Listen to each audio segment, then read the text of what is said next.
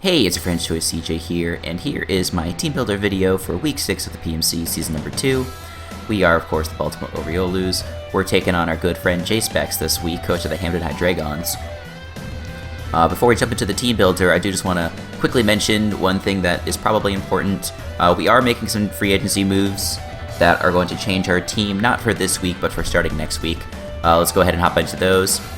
Basically, Oriolus became available because there was a coaching change in the league. Marcus, aka Head Honchcrow, took over for Aki, and he quickly dropped Oriolus for his mascot, I'll say, which is Slurpuff. And so Oriolus is just a really good Pokemon in general. And so I don't think I needed to make any swaps here, but I really wanted the Oriolus. So in order to do that, we made the following moves. First, we dropped our Mesprit, which is a little unfortunate because this was one of our Stealth Rock users and it also had good support moves like Healing Wish and stuff like that. But if we were going to be picking up Oriolus, we did not need a second Psychic type. But that is a Tier 4 for a Tier 3, so we had to do a couple of things in order to get enough points to make this transaction. So one of the moves that we made was dropping Spiritomb for Trevenant. This didn't give us any extra points, but it sets us up to make the next move. Spiritomb's been kind of underutilized on my team, unfortunately. I think it's a good Mon, but I just haven't brought it that many times. And so I felt okay getting rid of it, even though it does have Destiny Bond and Memento and stuff like that. Last but not least, we got rid of Breloom. So we're dropping this for a... we're going to end up dropping this for a Tier 4, which is going to give us 60 extra points to work with. So that's pretty nifty. Breloom has been pretty good this season, but I just don't find myself wanting to bring it as much as I thought I would. So anyway, that did allow us to bring the Oriolus onto our team, as I mentioned. Oriolus is just amazing, offensively and defensively. Several great abilities, Magic Guard, Regenerator, even Overcoat's not all that bad. Trevenant is something that was suggested to me by the Bird. It has the potential to be really good because it's just got a really cool typing. Ghost and Grass is really nice. It's a really solid, really solid ground resist. It's also, a good fighting resist, etc., etc. And Natural Cure is nifty, and so is Harvest. Harvest, especially in Counter League, could be kind of cool because you can run damage-reducing berries and potentially get those back every so often. So that's really quite nice. And it's got moves such as Will-O-Wisp and things like that. Stats aren't the best, like it's not super good defensively, but because of its typing, it kind of makes up for it. And unlike Gourgeist, it actually has some offensive presence. And then the last Mon that we got was Scrafty. So since we lost our fighting type and a dark type, Scrafty seemed like a really good Pokemon to get to cover those spots on our team. Scrafty has 3 really amazing abilities: Moxie, Shed Skin, Intimidate, and has plenty of good moves: Bulk Up, Dragon Dance, Knock Off, Drain Punch, High Jump Kick, etc., etc. Has a kind of cool stat distribution. It is a little slow, but it's just so bulky and has a decent attack stat. Like its attack stat combined with its 2 stabs, pretty much makes it hard to switch into. And, so it's good offensively and defensively. It helps out a lot in my division, I think. So I'm really eager to see what Scrafty can do. So yeah, I lost a little bit of utility on this team, in these swaps, by losing like Healing Wish, Stealth Rock, Destiny Bomb, Memento, Taunt, and things like that. And also Spore from Breloom. It kind of stinks to lose. But I think it was worth it to get Oriolus. Oriolus is definitely undervalued in Tier 3 in this league. It's definitely like a Tier 2 or better Pokemon, just because it can run so many different sets to counter whatever I think I need to counter that week. And it's good offensively with Calm Mind and Trick Room and stuff like that. So anyway, that'll take into effect next week, starting week 7, going up against D-Pad. But we do have Jspecks this week, who has a team of Mega Gardevoir, Kyurem, Blastoise, Cobalion, Arcanine, Mandibuzz, Ninjask, Diggersby, Gourgeist, Meloetta, and Raikou. I'll just say off the bat, Jspecks has a pretty damn sexy team. This is the type of team that I would like to draft. It's just really balanced, great type distribution, a lot of good Pokemon to fulfill different roles and things like that. He's got a really good Fire, Water, Grass core. Fairy Dragon Steel core is also pretty fearsome with Guard and Kyurem. Cobalion not really my favorite because it doesn't resist things that fairies need, that steels need to resist, such as Fairy. So that kind of came into account in my team building. But just, the thing that's tough with this sort of team is that with the combination of Kyurem and Gardevoir, it's just a straight up balance killer. Like, his team just does so well versus balance. And so for the most part, I tried to build with that in mind. Just, saying, okay, well, I'm not going to be able to beat him if I bring balance, so let's just bring as much offense as I can.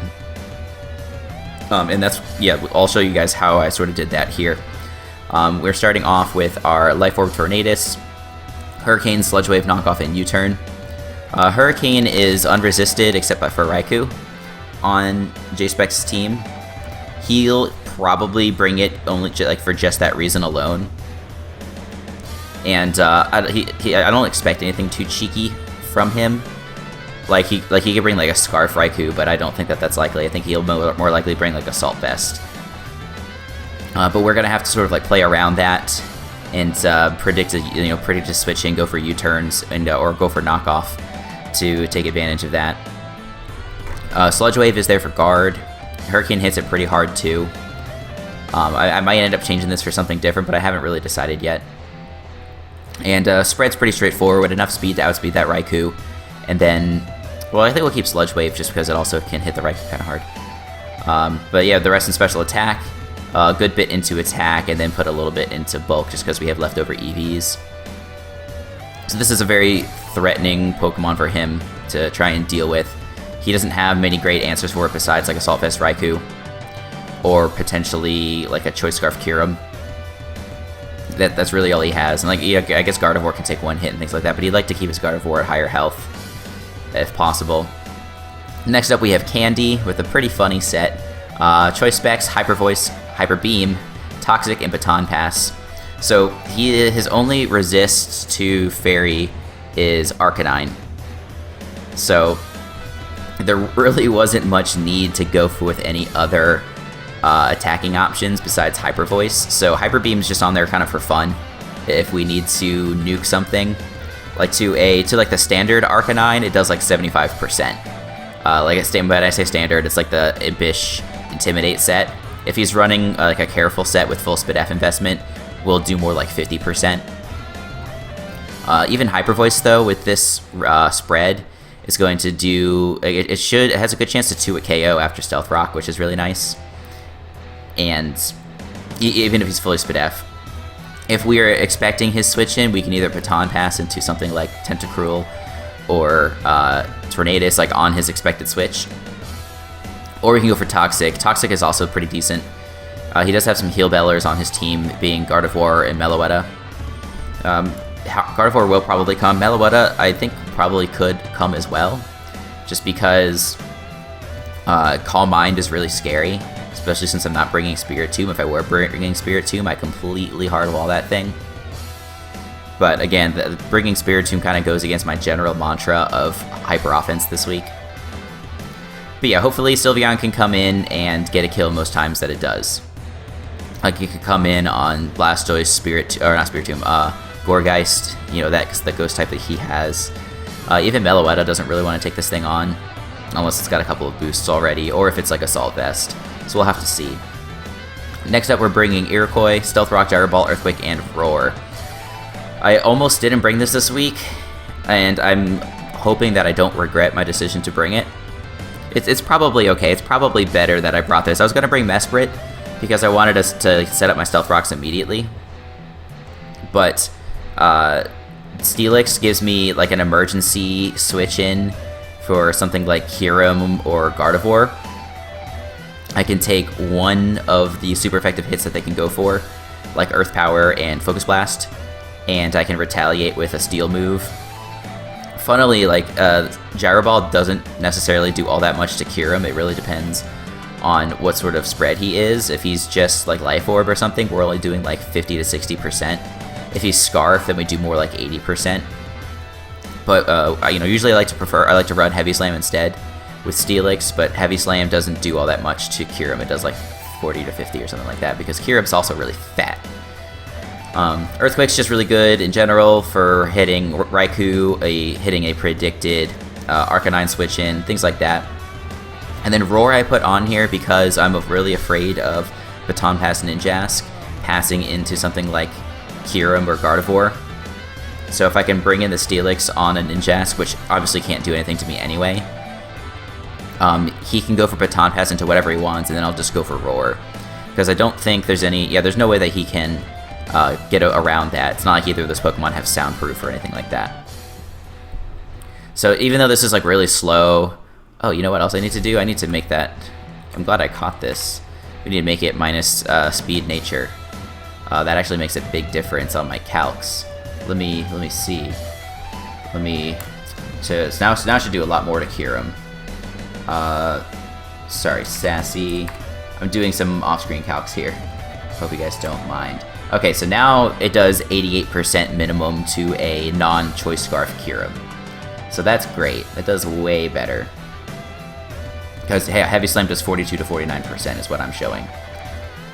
So great. That's awesome. Now it's actually gonna be able to threaten them. If it's like a defensive Kyurem, I bet it'll still 2-hit KO. If it's 252, let's make it a bold nature. That's not bold, that's naive. Yeah, so Gyro Ball is almost a guaranteed 2-hit KO. It's not a guaranteed 2-hit KO after leftovers. It is 87.1% chance to 2-hit KO. So awesome. And if he is that set instead, and he runs like Earth Power is only gonna do 33% to 39%.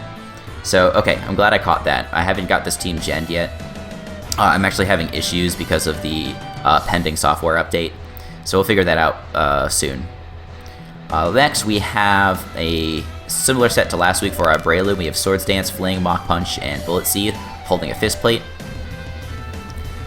This set, like Mach Punch, is just really great versus his team because he has Diggersby, Cobalion, Kyurem, things that just don't want to take a Mach Punch. At +2, we have a good chance of OHKOing like non-invested Raikou. We can do good damage to like Arcanine even. Like Arcanine, after it intimidates us, we still do like 50% to it. So if he switches it in after we're already +2, we should be able to kill with like 2 Mach Punches, especially if rocks are up. I wanted to run Spore on this thing, but he does have the Gourgeist as well as Mandibuzz with Overcoat, so I didn't think there was much of a point in bringing Spore. And Fling seems like a really cool option to hit the Gourgeist, which is also otherwise an automatic switch into this thing. So if that thing, it has like 2 Stealth Rock switch-ins on it, Fling should kill. And even though that does sort of power down our Mach Punches, I think it's worth it. So yeah, Breloom is going to be pretty cheeky this week. I'm relying on it not to sweep, but just to sort of revenge stuff like Kyurem and Diggersby. If he runs Chople Berry on any of those things, I'm going to be really sad. But we'll see. Next up, we have Calamari with Toxic Spikes, Scald, Sludge Wave, and Ice Beam. We just went max here because I do want to try and speed tie with Gardevoir. I could try and like run this with a Waquan Berry to take on the Arcanine a little bit better, but you know, it's tough because we can't really counter everything. Maybe since I am running Steelix now, I'll make it Waquan Berry, but I'll think about that and let you guys know in the match. But yeah, this is just here if we need to get off some damage on Gardevoir, and you know we're able to like even if we don't win the speed tie, like it's fine because we can get off a big Sludge Wave afterwards. The main thing here is the Toxic Spikes. He doesn't have amazing hazard removal. Like he has Blastoise, which is nice.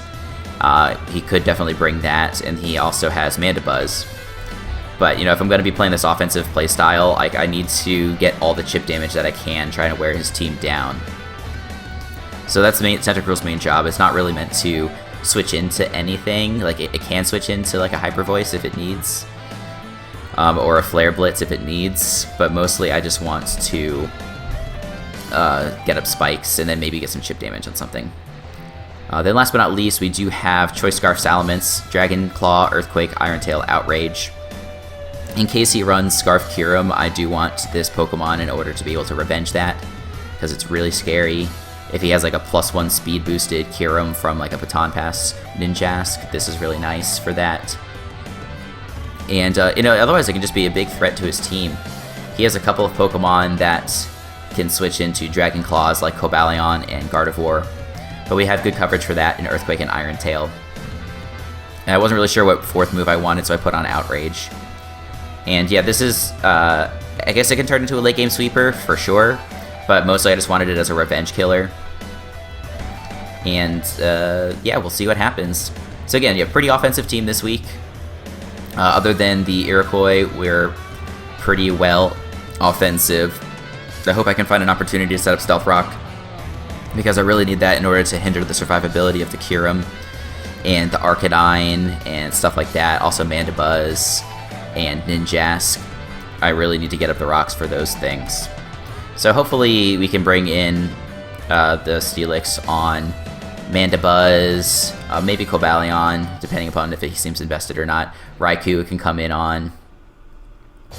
We can probably set it up on like Gardevoir and Kyurem if we bring it in after something gets killed, because he's gonna know that he can't OHKO me, and he knows that my moves are gonna do a lot to him. So we might just have to make a prediction there and see how we do. But that's gonna be the team. This was a little bit longer because I did the transactions at the beginning, but still a decent time, only 17 minutes. Make sure you check back tomorrow for this match. It's gonna be a lot of fun. Jspecks is a very good friend of mine, and someone who I respect a lot as both a battler and a person. And it's really tough because his team is really good, he's a really good battler, and this is as close to a must-win game as we've had so far this season. After losing to the Verd, we really need to get back up on a winning streak, because the season doesn't get any easier from here. So that's going to do it for me. Please be sure to check back to my channel for this game and for other Pokemon content. And until the next time, I will see you all later.